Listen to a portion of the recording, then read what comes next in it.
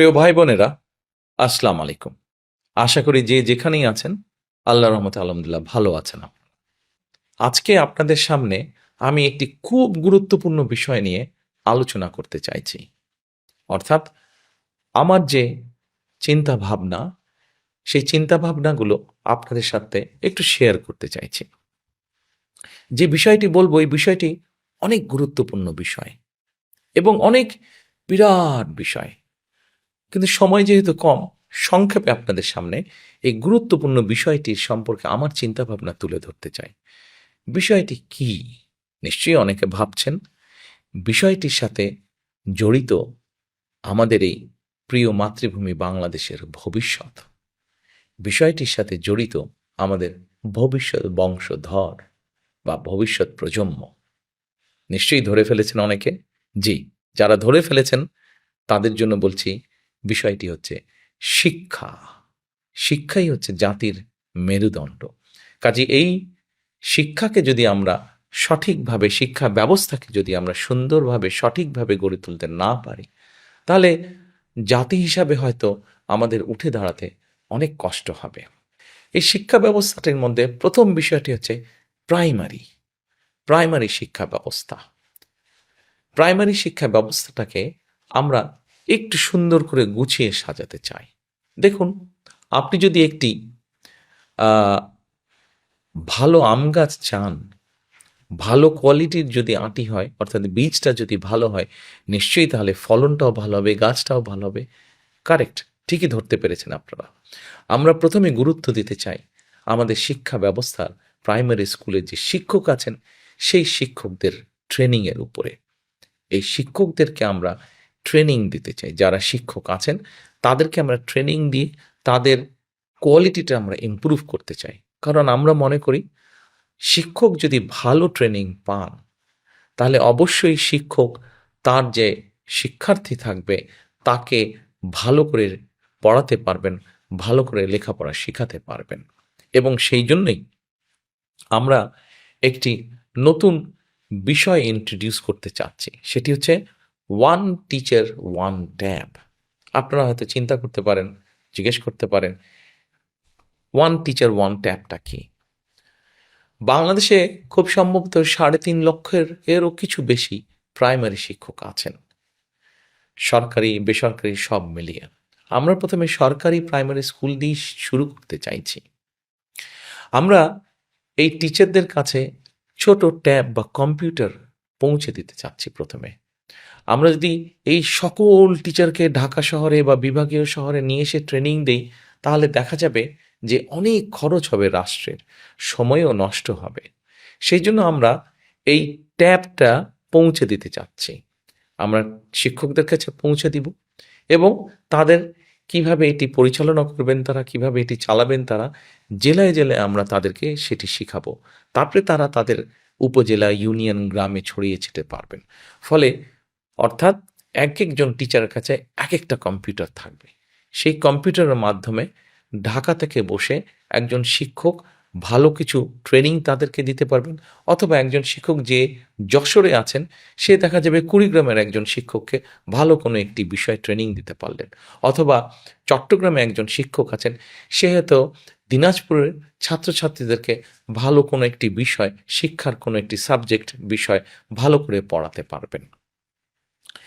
এটা তো গেল একটা। সময় লাগবে, কিন্তু আস্তে আস্তে আমরা এই জিনিসটি গড়ে তুলতে চাই, এই সিস্টেমটি আমরা গড়ে তুলতে চাই। এবার আসুন, আমরা শিক্ষা ব্যবস্থার মধ্যে আরেকটি বিষয় নিয়ে আসতে চাই। সেটি হচ্ছে ভাষা।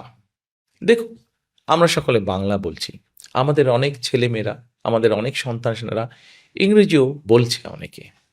কিন্তু চিন্তা করে দেখুন, আমাদের সন্তান, আমার সন্তান, আপনার সন্তান, তারা যদি বাংলা পারে, তারা যদি ইংরেজি পারে এবং ইংরেজি ভাষার পাশাপাশি যদি আরেকটি ভাষা, তৃতীয় একটি ভাষা সে যদি জানে, তাহলে বড় হয়ে সে যদি তার সেই জানা ভাষার দেশে যায় বা যেতে পারে, তাহলে নিশ্চয়ই সে একটা ভালো কর্মসংস্থান খুঁজে বের করতে পারবে। কাজেই আমরা সরকার থেকে কয়েকটি ভাষা শেখানোর ব্যবস্থা করব। যেমন ম্যান্ডারিন হতে পারে, যেমন জাপানি ভাষা হতে পারে, যেমন জার্মানি ভাষা হতে পারে, যেমন ফ্রেঞ্চ ভাষা হতে পারে, অ্যারাবিক ভাষা হতে পারে, ইটালিয়ান ভাষা। অর্থাৎ পৃথিবীর বিভিন্ন দেশে কর্মসংস্থানের সুযোগ আছে যেই দেশগুলোতে বেশি। কোরিয়ান ভাষা হতে পারে। সেরকম দেশগুলোতে সে দেশগুলোর ভাষা আমরা আমাদের ছেলেমেয়েদেরকে শিখাতে চাই। তৃতীয় ভাষাটি শিখাতে চাই তাদেরকে। তারা যদি এই ভাষাটি শিখতে পারে তাহলে বড় হতে হতে সেই ভাষায় তার দক্ষতা হবে। এবার আসুন, ভাষা শিক্ষার পাশাপাশি আমরা প্রাইমারি স্কুল থেকে শুরু করে একদম ক্লাস 12 পর্যন্ত আমরা আরও কয়েকটি বিষয় এখানে আমরা বইয়ের বা স্কুলের সিলেবাসের মধ্যে নিয়ে আসতে চাই। কি কি সেটি? যেমন ধরেন, খেলাধুলার একটি বিষয় আছে। প্রত্যেকটি ছেলে মেয়েই কোনো না কোনো বিষয় খেলতে পছন্দ করে, কোনো না কোনো স্পোর্টস খেলতে পছন্দ করে। আমরা যেটি করতে চাইছি সেটি হচ্ছে যে আমাদের ছেলেমেয়েরা সাধারণত যে সকল খেলাধুলায় ভালো, কেউ হয়তো ফুটবল খেলায় ভালো, কেউ ব্যাডমিন্টন খেলায় ভালো, কেউ সাঁতারে ভালো, এরকম যারা যেই স্পোর্টসে ভালো, এরকম 6-7টি স্পোর্টস আমরা রাখবো স্কুল সিলেবাসের ভিতরে, এবং তাকে ওই খেলায় অংশগ্রহণ করতে হবে। যে ছাত্র ছাত্রী যে খেলাটি বেছে নেবে তাকে সেটিতে অংশগ্রহণ করতে হবে, এবং অংশগ্রহণ করাইলেই শুধু হবে না, সেখানে থেকে পাস মার্ক পেতে হবে। অর্থাৎ সে খেলাধুলাও ভালো হয়ে উঠবে। যে সাঁতার পারে সে সাঁতারে ভালো হবে, যে ফুটবল খেলতে পারে সে ফুটবলে ভালো হবে, যে ক্রিকেট খেলে সে ক্রিকেটে ভালো, যে জোরে দৌড়াতে পারে সে দৌড় প্রতিযোগিতায় ভালো করবে। তার মানে দেখুন, আমাদের সন্তানেরা ইংরেজি ভাষা শিখলো, আমাদের সন্তানেরা একটি খেলাধুলায় ভালো করলো। এবার আসুন, আমরা আমাদের সন্তানদেরকে গড়ে তুলতে চাই যেমন ভালো খেলতে পারবে, তৃতীয় একটি ভাষা, দ্বিতীয় একটি ভাষা জানবে, একই সাথে তাকে আমরা বিভিন্ন রকম আরও আর্ট বা কালচার শেখাতে চাই। যেমন অনেক শিশুরই অনেক ইচ্ছে আছে, কেউ হয়তো গান শিখবে, কেউ হয়তো গিটার বাজানো শিখতে চাইছে, কেউ হয়তো কবিতা আবৃত্তি শিখতে চাইছে, কেউ হয়তো ছবি আঁকতে চাইছে, তাকে আমরা সেই সুযোগটি করে দিতে চাই। এবার চিন্তা করুন তো, আপনার সন্তান ছোটবেলা থেকে যখন একটি দ্বিতীয় এবং তৃতীয় ভাষা শিখবে, একই সাথে আপনার সন্তান যখন একটি খেলায় ভালো হবে, একই সাথে আপনার সন্তান যখন একটি আর্ট বা কালচারে ভালো হবে, এতগুলো গুণ যখন একটা বাচ্চার মধ্যে থাকবে, সেই বাচ্চাটিকে কেমন করে কেউ আটকে রাখতে পারবে? সে এই দেশে বাংলাদেশেই থাকুক অথবা সে পৃথিবীর যে কোনো দেশেই যাক না কেন, তাকে কেউ আটকে রাখতে পারবে না। সে তার জীবনকে তার মতন করে সুন্দর করে গড়ে তুলতে পারবে। প্রিয় ভাই বোনেরা, আপনাদের অনেকের কাছেই হয়তো মনে হতে পারে যে আমি যেই কথাগুলো বলছি আসলে কি এটা সম্ভব? অবশ্যই সম্ভব। পৃথিবীর বহু দেশ তাদের দেশের শিক্ষা ব্যবস্থাকে এইভাবে গড়ে তুলেছে। আরেকটি গুরুত্বপূর্ণ বিষয় এখানে আপনাদেরকে আমি উল্লেখ করতে চাই। যে বিষয়গুলো বলেছি সেগুলো তো আমরা করতে চাইছি, পাশাপাশি আমরা প্রাইমারি লেভেল থেকে ক্লাস 9 পর্যন্ত বিভিন্ন টেকনিক্যাল এবং ভোকেশনাল থিওরিটিক্যাল নলেজটা আমরা বাচ্চাদেরকে শেখাতে চাই, এবং ক্লাস 9-এর পর থেকে ক্লাস 12 পর্যন্ত তাদেরকে আমরা বিভিন্ন ভোকেশনাল এবং টেকনিক্যাল বিষয় প্র্যাকটিক্যাল নলেজটা আমরা তাদেরকে দিতে চাই। অর্থাৎ একটা বাচ্চা, একটা ছেলে বা একটা মেয়ে যখন ক্লাস 12 পার হয়ে যাবে তখন তাকে আটকে রাখা অনেক কঠিন হবে। তার মধ্যে অনেক কোয়ালিটি থাকবে, অনেক প্রতিভা থাকবে, যেই প্রতিভার কারণে তাকে কেউ, কোনো দেশ, কোনো জায়গায় কেউ আটকে রাখতে পারবে না। সে তার জীবনকে সুন্দরভাবে গড়ে তুলতে পারবে।